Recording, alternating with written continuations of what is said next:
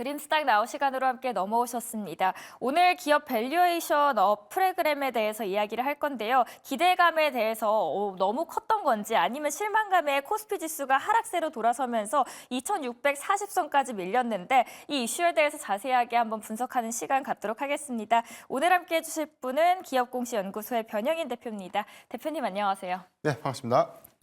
이게 소문내지 않은 채 먹을 게 없다고 하지만 그래도 기대감을 갖고 있나 봤더니 네. 정말 없더라고요. 코리아 디스카운트 해결을 위해서 기업 밸류업 프로그램이 오늘 이제 드디어 베일을 벗었는데 골자가 뭐였습니까? 우선 우리가 좀 과거에 이 세부 사항들이 발표되기 이전에 우리가 언론을 통해서 좀 접해봤던 부분들, 공시를 의무화하겠다, 주주 환원 정책에 관련된 공시를 의무화하겠다. 그리고 여기에 관련돼서 열심히 주주 환원 정책을 펼치는 기업들은 ETF 편입을 통해서 패시브 자금 유입에 어떤 인센티브를 좀 지원하겠다. 그리고 뭐 세제 지원에 관련된 이슈, 뭐 이런 것들 우리가 좀 익히 좀 들어서 그런 기대감들이 굉장히 좀 컸지 않았나라고 좀 보고 있습니다. 막상 오늘 공개가 됐는데 1차 세미나입니다. 사실 뭐 확정된 사항들은 아니었고 세부 사항에 대해서 1차 세미나를 통해서 가이드라인 수준으로만 좀 공개가 좀 된 것인데 네. 우리가 지난주까지만 하더라도 이런 수급들을 좀 보면 26일에 굉장히 좀 디테일한 내용들이 좀 나와서 저 PBR 관련주들의 굉장히 좀 긍정적인 이슈 그리고 여기서 수급이 조금 더 활발하게 유입되지 않을까 그런 굉장히 큰 기대가 있었는데 막상 지금 뚜껑을 열어보니까 거의 원론적인 내용들이었다. 거기다 더해서 공시에 대한 의무화가 아니라 기업, 상장 기업이 자율적으로 프로그램을 도입하고 알아서 공시하세요라는 이 골자거든요. 그렇죠. 그래서 내용들 좀 보면 전체 올해 6월부터는 한국거래소에 있는 자율공시를 통해서 코스피나 코스닥 상장사들이 해당 주주 환원 정책에 관련된 이슈, 뭐 ROE라든가 퍼라든가 PBR 이런 관련된 어떤 세부적인 부분들을 공시할 수 있는 틀 안에서 자율적으로 좀 공시를 하게 되고 또는 공시를 안 하게 되더라도 홈페이지를 통해서 공지를 좀 할 수 있게 그렇게 유도를 하겠다라고 했는데 이게 결국에는 실효성 논란이죠. 강제성이 없는데 기업들이 열심히 좀 따라줄까? 그렇죠. 자, 이런 어떤 불신 이런 부분들이 실망감으로 좀 작용하지 않았나라고 좀 보고 있습니다. 거기다가 지금 이 세제 지원 부분과 코리아 밸류업 지수에 대한 개발 이 부분은 아직 세부 사항들이 확정된 것도 아니고 세제 지원에 관련된 정확한 안 여기서 뭐 상법 개정이라든가 뭐 소득세법 개정 관련된 어떤 이슈들은 6월 말 이후에 그래서 연내 실행할 수 있게 하도록 하겠다라는 단서가 좀 있어요. 이 부분 때문에 굉장한 어떤 투자 심리가 어떤 기대감에서 실망감을 좀 바뀌면서 저 PBR 관련주 종목들이 오늘 뭐 소위 뭐 융단 폭격을 좀 맞지 않았나라고 좀 보고 있습니다. 강제성이 없는 자율 규제에 세제 혜택이 없어서 단기적으로는 차익 실현 매물이 불가피해 보이는 이 시장인데 그래서 오늘장 얼마나 큰 실망 매물이 나왔나요? 다만 그럼에도 불구하고 지금 코스피 지수가 오늘 0.77포인트 좀 하락을 했고요. 코스닥은 0.13포인트 좀 하락을 좀 했는데 코스피의 경우에는 최근에 이 일봉상 신고가 행진 이후에 지금 2647선을 좀 지지해주고 있지만 오늘 단기간의 어떤 기대감들이 어떤 차익 매물이 굉장히 좀 많이 나온 구간은 또 아니었다. 이렇게 좀 평가를 하고 싶습니다. 실망 매물이 소화되는 과정이지만 전체적인 어떤 시장의 인식들은 기업 밸류업 프로그램에 다소 좀 실망스러웠지만 중장기 관점에서 일본의 어떤 도입 사례를 좀 보면서 그래도 긍정적인 부분들은 주주 환원 정책이라는 게 결국엔 투자자들에게 무언가 베네핏을 준다는 뜻이죠. 그렇기 때문에 이런 어떤 제도들이 본격화되고 시행을 앞두고 여기에 관련된 배당 성향이 늘어나고 자기 주식을 열심히 사서 소각을 하거나 그래서 유통지수가 굉장히 좀 줄어들게 되면 주가가 좀 올라가는 현상들이 좀 있기 때문에 그런 기대감들은 중장기 관점. 그래서 오늘 정부에서도 다소 긴 호흡으로 기업 밸류업 프로그램을 도입하겠다라고 좀 밝혔기 때문에 너무 실망해서는 안 된다라고 좀 보고 있습니다. 긴 호흡이다라고 말씀을 해주셨고 그래서 저는 이제부터가 더 중요한 것 같습니다. 3월 정기 주총에 뒤이어서 5월에 밸류업 2차 세미나가 예정이 되어 있죠. 그리고 KRX의 관련 인덱스와 ETF 출시도 후속으로 되어 있습니다. 이 부족했던 부분이 보완되어서 정책화될 가능성도 저희가 배제할 수 없다라는 점에서 오히려 지금이 파는 조정이 아니라 사는 조정이 될 가능성이 높을 수도 있지 않을까라는 생각입니다. 네. 어떻게 생각하십니까, 대표님께서는? 일단 우리가 이제 투자자 관점. 우리가 그렇다면 저 PBR 종목을 지금 조정을 줬을 때 다시금 관심을 가져도 좋을까? 이 관점에서 우리 접근해봐야 되는데 그런데 한계점이 있어요. 금융사 그다음에 보험업종이 과거부터 배당을 안 했느냐? 굉장히 좀 많은 배당을 했죠. 배당 성향이라는 건 단기 순이익이 많이 나면 날수록 여기서 몇 프로까지 주주들에게 나눠줄 것인가. 자, 이 비율이 배당 성향이라고 합니다. 그래서 그 배당 금액이 계속해서 늘어나고 이 줄 수 있는 어떤 배당액들이 좀 크다는 것은 시가 배당률이 굉장히 좀 높아질 수 있기 때문에 전통적으로 우리가 금융주라든가 이 보험업종의 경우에는 배당 성향을 꾸준히 좀 보았던 종목들 그리고 뭐 통신주의 경우에는 자기 주식도 굉장히 좀 열심히 취득하거나 소각했던 그런 이력들이 좀 있는데 저 PBR 관련된 어떤 이 수급이 단기적으로 좀 유입이 되면서 보험업종, 금융업종이 굉장히 좀 가파른 상승세가 좀 있었어요. 그런데 기업 밸류업 프로그램이 좀 도입이 된다면 여기서 추가적인 어떤 주가 상승을 좀 이끌 수 있는 재원. 이 부분은 같은 저 PBR에 대한 어떤 이 판단보다는 사실상 좀 차별화가 좀 더 필요한 시점이 아닌가라고 좀 보고 있습니다. 그렇기 때문에 회사가 나눠줄 수 있는 배당액이 늘어나려면 뭘 열심히 해야 되죠? 사업을 열심히 해서 이익을 많이 내야죠. 그래서 성장 섹터 안에서 열심히 장사를 해서 이익을 많이 낼 수 있는 기업들, 그런 체력을 갖고 있는 기업들, 여기다가 현재 기준에서 자기 주식을 굉장히 좀 많이 갖고 있는 회사들, 이런 종목들이 장기간, 단기간에 걸쳐서 이 자사주를 좀 소각하는 이 계획들이 현실적으로는 이 주주 환원 정책에 굉장히 좀 큰 도움으로 좀 작용을 할 것이기 때문에 자동차주라든가 지주사 안에서는 이 부정회계 또는 이 삼성 리스크라고 하죠. 사법 리스크가 좀 부각됐던 삼성 계열사 중 안에서 뭐 삼성생명이라든가 삼성물산에 좀 수혜로 좀 작용하지 않을까. 그렇기 때문에 종목의 옥석 가리기 관점에서는 단순하게 PBR이 낮다고 매수하는 것이 아니라 자기 주식의 비율이 굉장히 좀 높거나 여기서 이익을 지난해 대비해서 굉장히 좀 많은 폭의 이익을 수반하는 종목들이 그만큼에 대한 배당 성향들을 좀 더 확대하는 그런 기업들로 차별화해서 우리가 좀 모아가는 전략이 맞지 않을까라고 좀 보고 있습니다. 그러면 이번 조치로 인해서 이 코리아 디스카운트 해결될 수 있을까요? 저는 오늘 뭐 저 PBR 관련된 수급이 오늘 뭐 차익 매물 좀 굉장히 좀 많이 나왔다 해서 네. 실망할 것은 아니다라고 봅니다. 왜냐하면 우리가 작년 10월이었죠. 작년 10월이 굉장히 우리 코스피, 코스닥 양시장이 공포스러운 자리였어요. 2200선 초입까지 무너졌었고 관련해서 매파적 기조가 나왔고 계속해서 금리 인상이 더 될 수도 있다는 어떤 공포 심리. 여기서 투매를 좀 불리는 장세 안에서 2023년도 그리고 2023년 상반기가 좀 지나고 난 이후에 그리고 2024년도까지 좀 이어진 이 흐름에서 우리가 좀 이 수급이라든가 전체적인 투자 심리를 우리가 복기를 좀 해보면 여기서 좀 주목했던 건 개별 종목 안에서에 대한 이 주도주가 굉장히 좀 가파른 상승을 좀 했는데 그만큼 시장이 지수가 올라갔는데 내가 보유했던 종목들은 계속 그 자리였다. 이 부분이 뭐냐면 수급의 왜곡이 있었다는 것이죠. 좋은 주식, 실적이 좋았음에도 불구하고 현대차의 경우에는 3분기 굉장히 호실적을 좀 기록했는데 주가가 오히려 오르지 못하고 있어요. 그러니까요. 그런데 반도체 섹터는 그 기대감에 주가가 뭐 2배, 3배 이상의 단기 상승을 좀 가져갔던 그런 구간이었기 때문에 이런 것들 우리가 좀 복기를 해보면 실적을 좀 수반하거나 회사가 단순하게 좀 저평가되어 있던 이런 종목들이 이런 수급 유입 하에서 자리를 좀 찾아갔다는 점 좀 긍정적이다라고 보고 있고 정확하게는 앞으로는 기업 밸류업 프로그램 도입 안에서 가치주가 빛나야 되고 저평가 종목들이 그 자리를 좀 계속 메워가면서 순환매 테마 안에서 성장 섹터도 성장하는 게 가장 좀 좋은 어떤 시나리오가 아닐까라고 좀 판단해봤습니다. 네. 저 PBR 안에서 그렇다면 오늘은 다 지지부진했냐? 자세히 보면 또 그건 아니었습니다. 한국전력 그리고 한국지역난방공사 강했거든요. 네네. 이들은 왜 강했던 건가요? 일단 뭐 유틸리티 업종 안에서 오늘 뭐 한국가스공사의 경우에는 보합권에서 흐름을 좀 유지했는데 한국전력과 지역난방공사가 오늘 52주 신고가를 좀 갱신했어요. 그런데 오늘 신고가 종목 좀 보면 뭐 알테오진도 있고 메타바이오메드.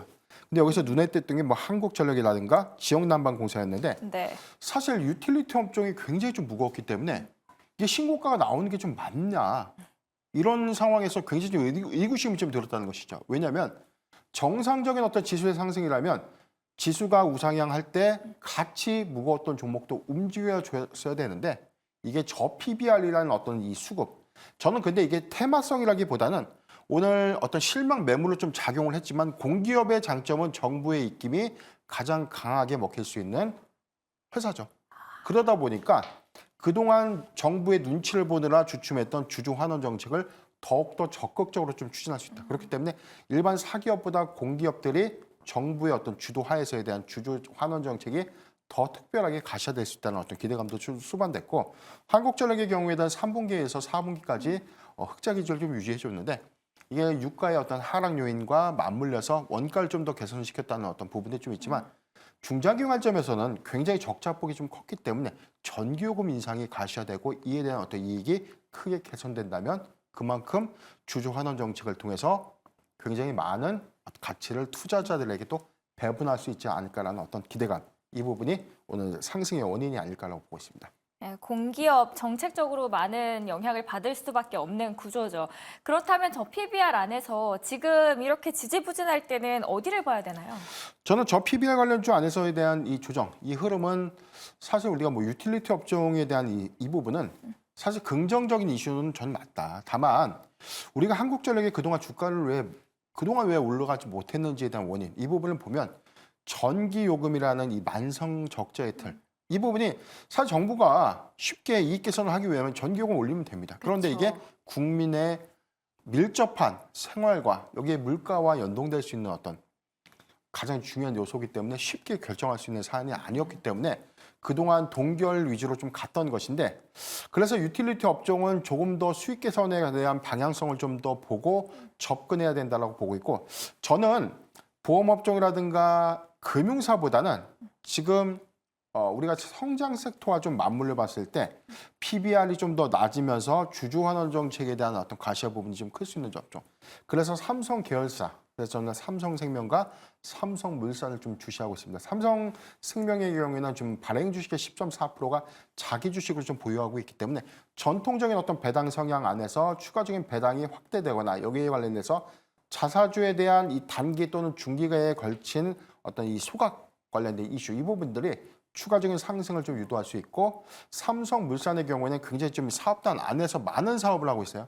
건설 사업도 있고 상사업도 있고 그 이외에 지분 투자 활동 굉장히 좀 많은 사업을 하고 있는데 여기에 또 낙수 효과로 작용할 수 있는 부분들이 또 삼성 바이오로직스와 지분 관계로 좀 엮여 있고 삼성그룹의 사실상 지주회사 격이기 때문에 여기서 주주 환원 정책을 위한 어떤 기업의 분할 그리고 여기에 관련된 회사의 어떤 주주 환원 정책의 가장 최선봉이 삼성그룹 안에서의 역할을 탄탄하게 좀 해주지 않을까라는 어떤 기대감. 이 부분 때문에 저는 자사주에 대한 소각 그리고 여기에 관련된 취득 효과, 배당 성향의 확대 이 부분을 주시해 본다면 삼성물산이 굉장히 좀 기업밸류 프로그램 도입 안에서에 대한 우상향 이 부분을 좀 판단해 보겠습니다. 네, 오늘 첫 번째 저 PBR에 대한 이야기 나눠봤습니다. 두 번째 이슈로 넘어가 보려고 하는데요.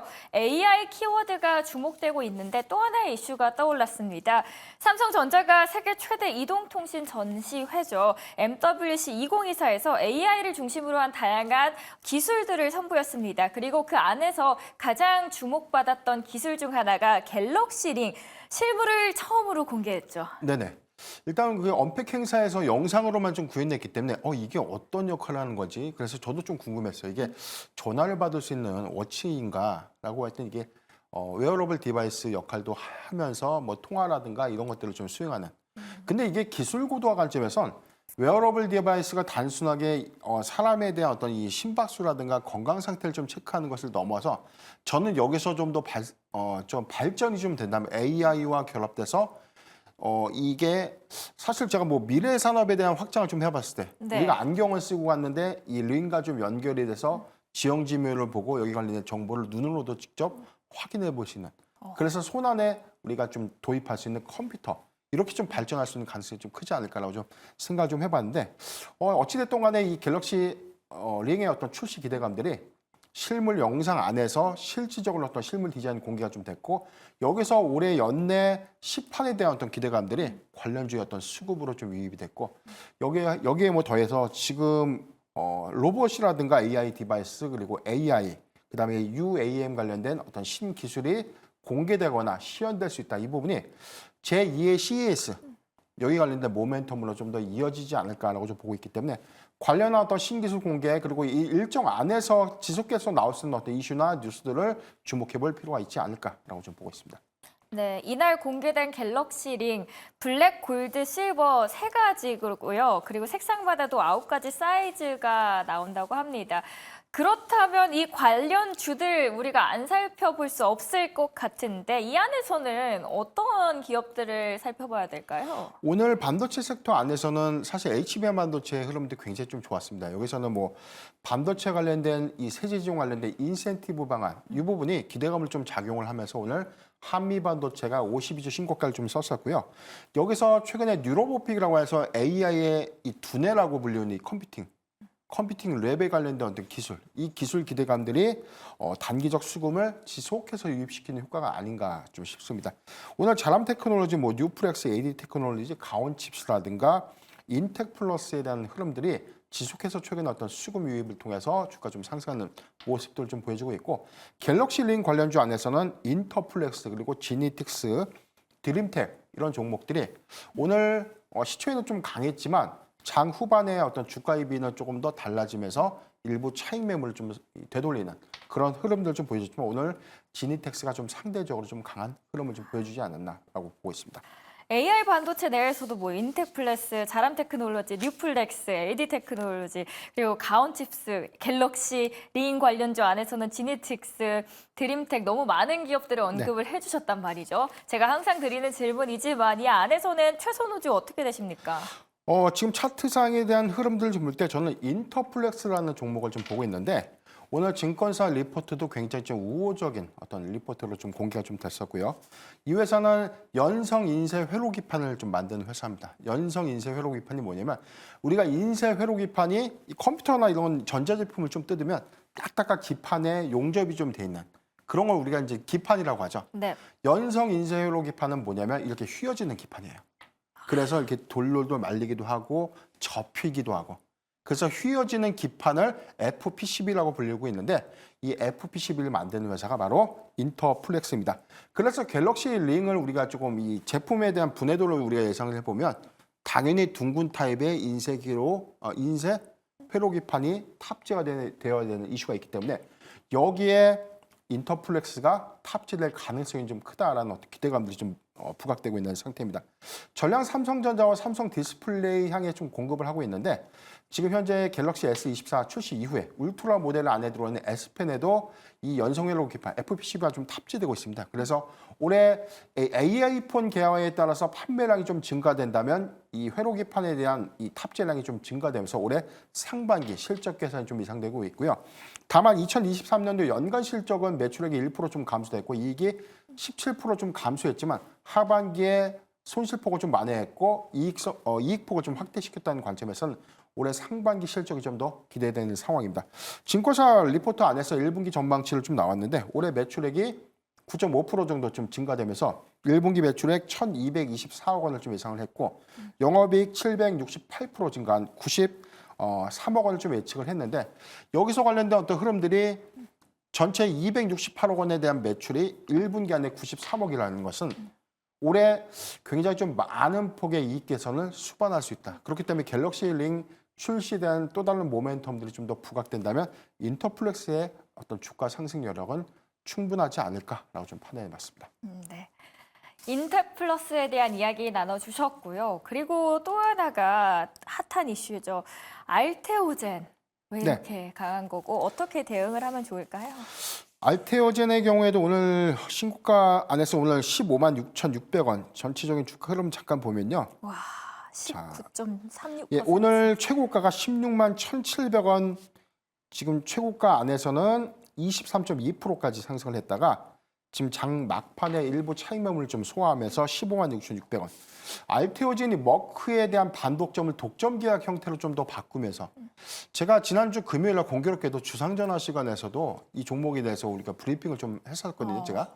그래서 추가적인 어떤 상승 모멘텀 좀 주시해보자 MSCI에 대한 리밸런싱 효과에 대한 어떤 기대감들이 수급으로 좀 더 이어질 수 있기 때문에 2월 말 주가 안에서는 신고가 즐겨보자라고 좀 말씀을 드렸는데 그럼에도 불구하고 오늘 굉장히 좀 강한 수급 흐름을 좀 보였기 때문에 알테오젠의 경우에는 2월 말까지에 대해서는 그래도 단기적 수급이 좀 유효하지 않을까라고 보고 있습니다. 다만 신규적 매수 관점보다는 지금은 이제 보유자의 영역이다라고 좀 판단되고 있기 때문에 저는 14만 5천 원이 이탈되지 않다면 조금 더 시세를 좀 가져가는 것이 좀 좋지 않을까라고 보고 있고 신약에 대한 모멘텀들은 그 이후에 기술 이전에 관련된 효과, 독점 계약 이후에 시판허가 이런 어떤 계획된 모멘텀 그리고 일정 모멘텀들을 우리가 꾸준하게 주시해야 되는 포인트가 있기 때문에 굉장히 좀 비싼 구간에 우리가 추격 매수할 필요는 없다. 그래서 조정을 주는 구간에 언제든지 접근이 가능하다는 점, 이 점도 참고하면 좋을 것 같습니다. 네, 알테오젠은 보유자의 영역이다라고 저는 이해가 되고 그렇다면 하나 에어로스페이스 호실 쪽에 장밋빛 전망까지 뿜어주고 있는데 여기에 그러면은 조금 발을 디뎌봐도 될까요? 하나에어로스페이스도 오늘 신고가죠. 16만 8,100원. 네. 굉장히 주가의 어떤 상승폭이 좀 컸기 때문에 올해 지난해 2월 주가가 8만 5천 원 구간에서 거의 뭐 2배 이상의 신장 효과가 있었어요. 그런데 마의 10만 원대라고 불렸던 이 구간을 강하게 좀 돌파하고 난 이후에 소위 말하는 거침없이 좀 상승을 하고 있지 않나. 수출입은행의 이 자본금 증액 관련된 이슈가 정무회의 통과를 했고요. 이렇게 국회 본회의 최종 통과를 좀 앞두고 있는데 거의 뭐 9분 응사를 넘었기 때문에 무난하게 이 자본 증액이 좀 가능하지 않을까 기대감이 좀 있고요. 여기에 이 폴란드의 최장 30조 원 규모의 무기 수출 계약이 K9 자주포에 대한 추가적인 확대 부분 그리고 여기에 루마니아라든가 발트 3국, 뭐 라트비아라든가 이런 국가들이 지정학적 리스크 안에서의 K9 이 자주포에 대한 도입 이 절차가 좀 더 가셔야 되고 호주의 경우에는 레드백이라고 불리는 장갑차가 더 많이 공급될 수 있다는 어떤 기대감들이 하나에어로스페이스는 사실 뭐 방산수조 안으로만 사실 뭐 10년치 너끈하게 좀 먹고 살 수 있는 일감들을 다 확보하지 않았나라고 좀 보고 있습니다. 네, 우리 이번에는 미국장으로 넘어가서 이야기를 나눠보도록 하겠습니다. 엔비디아의 힘 대단하고요. 실적 이후 계속해서 끊임없는 질주를 하고 있습니다. 엔비디아와 함께 또 지수도 굉장히 올라가고 있는데 어떻게 보셨습니까?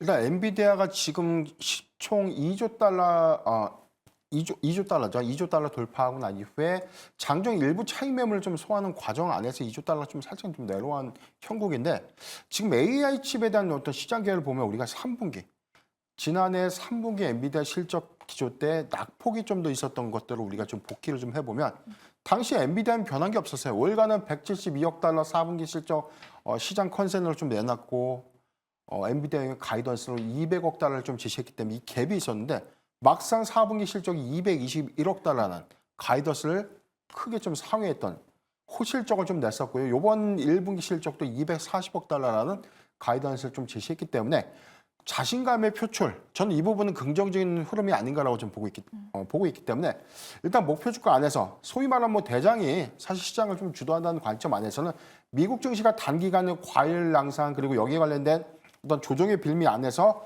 한 번쯤 조정 있을 수 있는 구간이다라고 좀 저는 보여지지만 그 구간에 엔비디아도 같이 영향을 좀 받는다면 그때는 매도가 아니라 저는 매수의 관점으로 접근해도 좋지 않을까라고 좀 보고 있습니다. 조정이 온다면 매수의 관점으로 접근을 해보자라고 말씀을 해주셨습니다. 그 안에서 특징적이었던 기업들 한번 보도록 하겠습니다. 첫 번째로는 카바나 무려 32%나 상승했습니다. 미국 온라인 중고차 판매 플랫폼인데요. 32%나 상승 어떻게 이뤄낸 건가요? 예, 카바나 밴딩 머신이라고 불리우는 그래서 뭐 전시관을 가면 차가 자판기처럼 이렇게 돕니다. 그래서 그 차를 중고차를 우리가 보고 눈으로 보고 시승도 할 수 있는 그런 솔루션을 좀 도입했던 기업인데 이 회사가 전체 매출 포지션의 76%가 소매 판매예요. 즉 개인을 상대로 좀 영업을 하다 보니까 고금리 기조 안에서에 대한 수익성이 크게 훼손이 됐다는 것이죠. 그래서 재무 유동성 관련된 이슈가 좀 있었고 전체 도매 판매 비율이 18%에 좀 불과했기 때문에 자금에 대한 유동성 이 부분이 굉장히 주가 상승의 어떤 탄력 요소를 좀 제한시키면서 낙폭 기간이 굉장히 컸던 종목 중에 하나가 바로 카바나였습니다. 그런데 최근에 이 채권자와 이 10억 달러 규모의 채무 탕감에 합의를 했다라고 좀 밝히면서 이 재무 유동성에 대한 어떤 이 회복 기대감 이 부분이 수급을 좀 이끌었다라고 좀 보여지기 때문에 30%나 이제 급등을 좀 했지만 아직 시장이 고금리 기조가 좀 유지되고 있고 중고차 플랫폼이라는 건 사실 뭐 내수 시장 영향을 좀 가장 크게 좀 받는 업종이기 때문에 결국엔 고금리 기조가 장기화가 된다면 수익성이 훼손될 수밖에 없는 업종이기 때문에 여기서 지금 공략은 좀 리스크하지 않나라고 좀 보고 있습니다. 지금 공략은 조금 리스키할 수 있다라고 말씀을 해주신 카바나였습니다. 지금 15.8% 상승을 했다가 시간 외에서는 무려 두 자릿수 31%나 하락한 인투이티브 머신 보도록 하겠습니다. 민간 우주 탐사 기업인데요. 이 기업 어떻게 보셨습니까? 최초의 그 민간 우주 탐사 기업이 달 착륙에 성공했다. 이거는 그렇죠. 저는 단기간 이 수급이 좀 더 강하게 좀 갈 수 있고 이 영향이 우리나라의 항공 우주 섹터 안에서도 굉장히 낙수 효과로 좀 이어지지 않을까라고 좀 봤는데 여기서 하나 미스가 있었어요. 왜 이렇게 착륙은 잘 했는데 낮았어요? 네. 조금 엎어진 거죠. 그래서 이게 정확하게 착륙을 한 것이 아니라 연착륙을 했고 여기서 뭐 전송됐던 사진이 수평이 아니라 수직으로 좀 찍히면서 이 화면에 대한 어떤 배열도 사실 좀 고르지 못했기 때문에 과연 달 착륙을 정확하게 성공했다라고 좀 단정 지을 수 없다. 그런 어떤 이 메시지가 주가의 어떤 하락으로 좀 작용하지 않았나라고 좀 보고 있는데 이게 향후에 달 착륙에 대한 민간인을 태워서 우주 탐사를 하겠다라는 어떤 계획을 밝혔던 기업이었거든요. 맞습니다. 그런데 이 부분이 사실 이번에 연착륙이라는 것은 굉장히 사람이 타고 있었다면 굉장히 좀 위험했던 그런 순간이 아니었나 그런 메시지 않았기 때문에 사실 급락을 좀 했는데 저는 사실 이 기술은 굉장히 좀 큰 의미가 좀 있지 않나라고 좀 보고 있기 때문에 지금 뭐 시작이 반이라고 해서 여기서 우리가 뭐 휘둘리기보다는 조금 여기서 뭐 이슈나 어떤 내용들을 좀 더 보완해서 추가적인 어떤 민간 우주 탐사 기업들의 어떤 이 도전 이 부분은 좀 주목해볼 포인트가 아닌가라고 좀 보고 있습니다. 네. 우주로 가는 길은 굉장히 어려운 것 같습니다. 아직까지는. 리비안 보도록 하겠습니다. 테슬라의 대항마로 평가받던 리비안이 정말 큰 어려움을 겪고 있습니다. 지난주 대비해서 38%나 급락을 네네. 했습니다. 리비안 이대로 쭉 내려가는 건가요? 전기차 시장에 관련돼서는 굉장히 좀 노이즈 이슈가 좀 많았고 우리가 좀 알고 있던 부분들이 3분기 실적 그리고 4분기 기조 안에서 그래서 2024년도에 대한 이 전기차 완성차 업체들의 어떤 이 목표량들이 굉장히 좀 축소되거나 포드의 경우에는 전기차 비중을 축소하고 여기를 내연차로 좀 늘리겠다 또는 하이브리드 자동차로 좀 더 선회하겠다고 좀 밝혀요. 국내 뭐 현대차도 마찬가지였죠.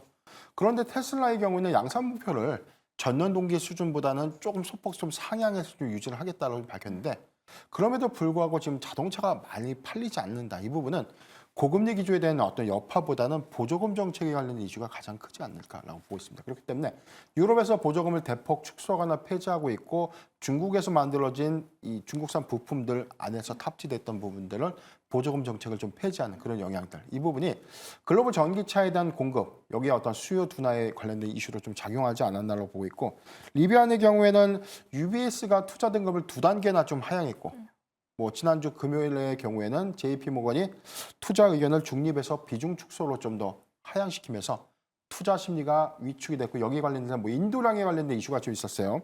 2025년도부터 2027년도까지 공급될 수 있는 어떤 가이던스 추정치가 지금 회사가 제시한 거에는 뭐 충분히 좀 미달하지 못했고 월가가 예상했던 42% 안에서도 33%로 좀 다운됐다. 이 부분은 2027년도라는 거 아직 도래된 시점은 좀 아니지만 3년간의 전기차에 대한 어떤 공급이 둔화될 수 있다라는 우려감들을 좀 작용하면서 투자 심리가 굉장히 위축된 사안이 아닌가라고 보고 있습니다. 네, 저희 미국장까지 쭉 알아봤습니다. 내일장 저희가 개장을 했을 때 가장 눈여겨볼 수 있는 대응 전략들 뭐가 될까요? 마지막으로. 저는 1월 PCE 지표에 대한 이 물가지수 이 부분이 단기 변곡점이 되지 않을까라고 보고 있어요. 지금 S&P 500 지수가 사상 최고가 기록을 좀 했었고 나스닥의 경우에는 21년 전 최고가 부근까지 거의 다 왔기 때문에 저는 터치는 한번 한다라고 좀 보고 있습니다. 다만 우리가 미국 증시를 조금 더 보는 기준 그리고 뭐 3월에는 뭐 중국의 양유에 관련된 이벤트가 좀 있기 때문에 단기적인 어떤 조정의 빌미를 시장은 좀 찾을 거예요. 그렇기 때문에 우리가 여기서 적극적인 어떤 매수 포지션을 좀 더 늘리는 전략보다는 비중을 어느 구간 안에서 일부 차익 실현을 하면서 일부는 현금을 좀 챙겨놓는 전략이 유효하지 않을까라고 좀 판단해봤습니다. 오늘 함께해 주신 기업공시연구소의 변영인 대표 이만 보내드리도록 하겠습니다. 오늘도 잘 들었습니다.